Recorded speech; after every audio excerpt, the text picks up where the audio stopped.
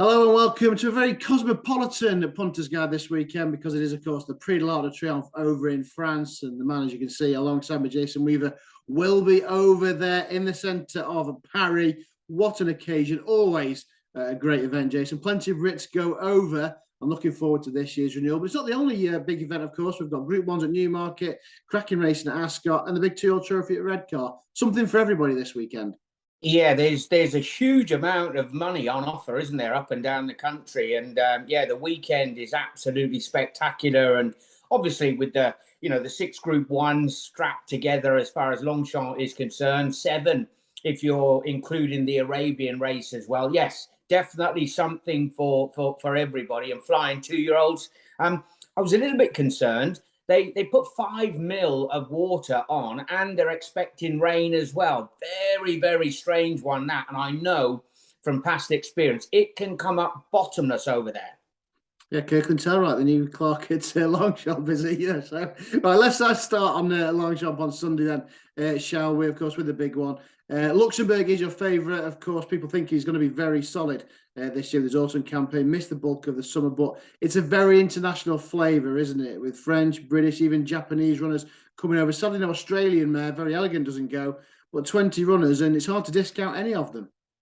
Yeah, I mean, look, we've got a very, very strong hand. The we being, when we go over to France, we include the Irish as one of us, don't we? Rather than when they come over and pinch the money on the weekend, if you like. So from all angles, I'm fascinated to see how title holder gets on, the Japanese runner. He is the first horse in a long, long time to win a couple of their all-age Group 1 races in the same season.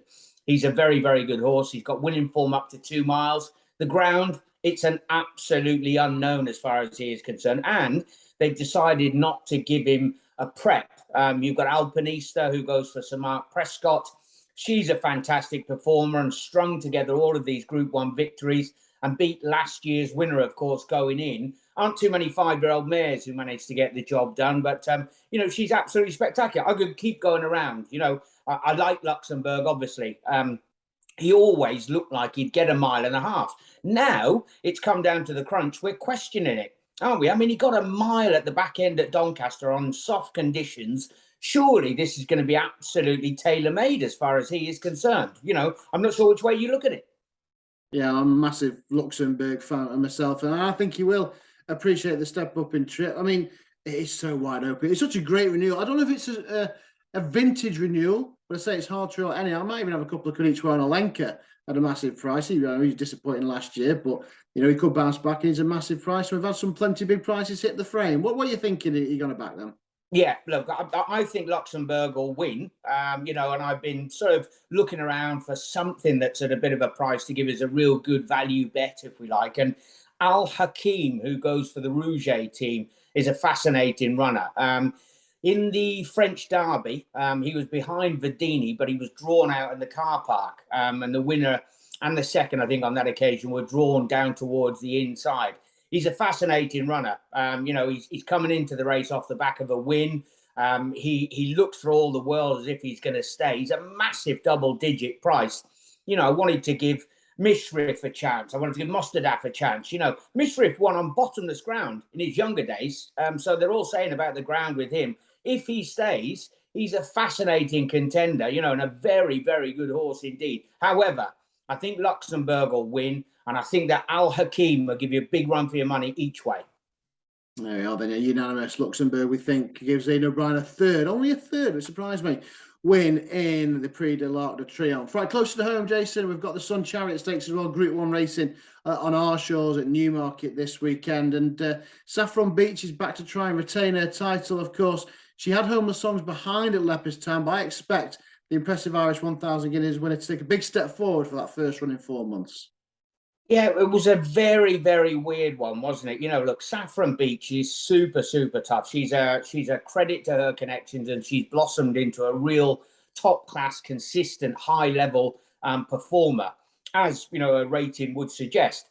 Homeless Songs, that one spectacular performance we saw in the 1,000 Guineas, she was nowhere near that, was she, last time? Absolutely nowhere near it. And I'm just a little bit sceptical when I've seen one of those knock your eye out performances and they don't back it up immediately under what should have been her ideal conditions. You got the likes of Prosperous Voyage in there, who has already won the Falmouth. She was disappointing last time over in France.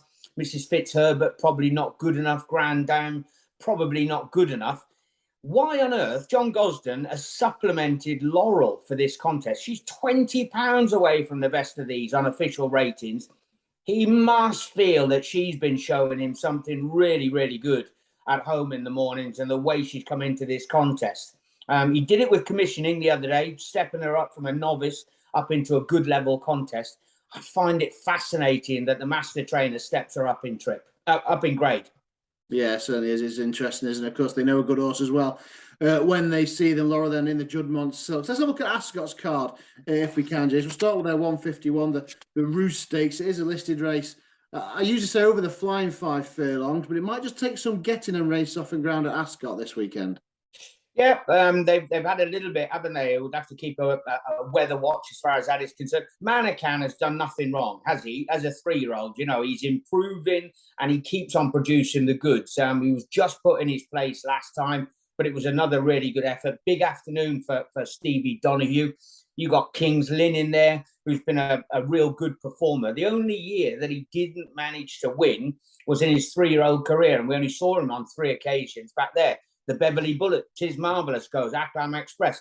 I keep going round and round. There's a Group 1 winning juvenile in Ebro River in here. Manican, he's proven with a bit of dig in the ground. I know the trainer keeps saying that he wants to have better conditions, but he's drawn in 10, stalls up the stand side. He's in the ideal spot.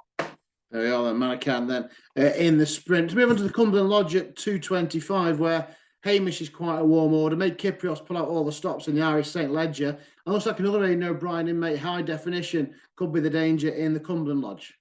Yeah, I think that that form, absolutely outstanding from Hamish. And he looked a threat, didn't he, in the Irish St. Ledger? When they both set sail for home, you thought, hold on a minute, is he going to go and spoil the party, if you like? His win on return was in the Ormond. He's one of those who's going to appreciate any dig in the ground. I thought that was a massive, massive performance. One slight concern, there's no pace in here.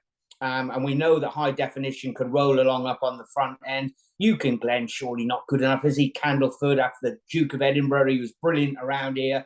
And then you got Third Realm, who actually beat Adayar in the Derby trial last year, but he's not produced anything like that since. Look, Crester's probably the main danger. I think Hamish should be very, very tough to beat. Let's move on to the 3 o'clock then, the Ben Goff Stakes. This looks wide open. It looks an absolute cracker. We've got some of the fine 3-year-old sprinters. His form probably tailed off a little bit. Perfect News, although he won last time. That was probably a little bit disappointing earlier on in the season in the Commonwealth Cup. We've got Gale Force May, who's been absolutely fantastic for Michael Dodds this season. And Summergand and Comanche Falls will be sick of the sight of each other. First and second at York, first and second in the Air Gold Cup. Now back up into group company. Yeah, it's a brilliant race, isn't it? And you can go around. You even looking at horses like Diligent Harry, who's very, very talented, but things have never fallen into place for him.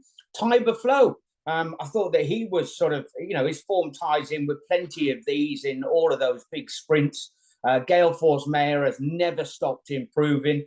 Probably this is asking a little bit much as far as she is concerned. And you've got The Dream, who is last year's winner.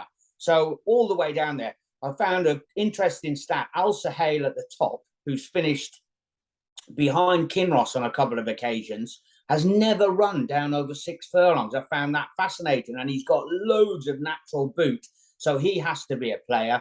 But I do think that the one who we haven't seen the best of is Eraz, who goes for Richard Hannon and Dane O'Neill. There is a bit of a question mark regarding the ground, but his form very early on this campaign, they thought he was going to be a top notcher. It hasn't quite happened for him. They've given him a break and he's got good ability to go well fresh. I think that Eraz, we just haven't seen the best of him yet. Yeah, I agree. I like Eraz this weekend as well. He's certainly caught my eye. Probably a little unlucky drawing the wrong side, of course, when last seen in the Commonwealth Cup. Right. Loads of pattern races, Group 1s, Group 3s, listed races. Let's have a look at one of the handicaps, the big betting races. Then it is the Challenge Cup at 336. 7 furlongs, Ascot, straight course. So we've got all the usual suspects: Accidental Agent, Escobar, Fresh, River Nymph, Shalia. You know, it's a who's who. They run in all these big contests. Whose turn is it this week? Yeah, I think it is a little bit like that, isn't it? You know, ever given. I mean, he looked fantastic when he won at Epsom, and he's been pretty consistent since. Fresh, I know that Connections were toying with the idea of going up to Ayr, but they decided to come back here for another big pot, which you can understand. He's got a brilliant change of gear that seems to get him out of trouble all the time. And Silent Film, who chased him hard last time, not going to be anywhere near the 40-1 that he was on that occasion. New Kingdom is probably got a little bit more upside than most of these, and he seemed to relish the drop back down to 7 furlongs at Doncaster. He hadn't tried it on many occasions. They were actually trying to make him into a decent stayer. Unlike Plenty in Here, we don't know everything about him. You know, he hasn't had that many runs. He certainly hasn't had that many goes as far as this trip is concerned.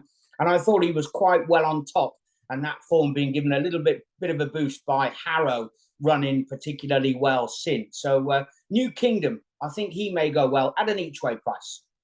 Yeah, I remember you did your favour, didn't you, last time out at Donny, to stick in with New Kingdom for the boys in blue in the Challenge Cup. And then just the one race from Redcar I'll have a look at as well. It is their feature race of the year, the 2-year-old trophy, 17 runners. And again, although this is listed contest, it's kind of based on sales price. So you get kind of quantity over quality. So it pays to kind of look towards those at the head of the market. Yeah, and when we're looking at ratings, Cold Case is probably going to take the lion's share. Barefoot Angel is off the back of a Firth of Clyde win up at Ayr. You can go down through. I mean, Cold Case, he looked like he was going to get beaten, didn't he? Obviously, that form has been boosted with the 4th going in and collecting the Goffs Million over in Ireland. So the form looks particularly good. Clifford Lee steps in for the ride. That's all the jockeys merry-go-round at the moment. So it'll be interesting to see how he gets on for his main employer in here. And horses like Maria Bramwell, who were very good early in the season, but they've just dropped off a little bit. I think there are 2 horses that really interest me. Main pick would be Jumbo, who goes for Tom Clover and Hayley Turner on board. Ran an absolute stormer after getting shut off at York, and ran a blinder when last seen in the Windsor Castle. That form is particularly strong. Stayed on late in the day. I think that she'll definitely be finishing off late in the day. And right down the bottom, you remember Primrose Ridge for Daryl Holland? She set off in the early part of the campaign, thought that she was really, really good, was sold on to Ammo Racing. She's been away. She's had a wind up, unlucky in running when never near her last time at Lingfield. That was a perfect pipe opener for her. At an each way price, Primrose Ridge could give Daryl Holland the biggest win of his fledgling career. But I think that Jumbo will run really, really well. They're both each way prices. Certainly, yeah. Jumbo, yeah, double figure price, and Primrose Ridge gets well for all bar one. Interesting selections then in the 2-year-old trophy. So that's 8 races we've looked at over the weekend, including the Arc. What would be your idea of the strongest bet on the card? One you fancy the most this weekend? Yeah, I think that a lot of people, including myself, will be putting Hamish as the cornerstone of many an accumulator. I just think he's rock solid. We've seen him twice. It was a win in the Ormond, and he was second in the St. Leger. That's very, very good indeed. Certainly is. I won't mind the ground either in the Cumberland Lodge at Ascot. And of course, Jason and I, just to confirm, both like Luxembourg in the Prix de Triomphe. So great weekend of racing. Looking forward to it. Jason will be on ITV and Sky throughout the weekend, both at home and abroad. Wherever you are back in, the very best of luck.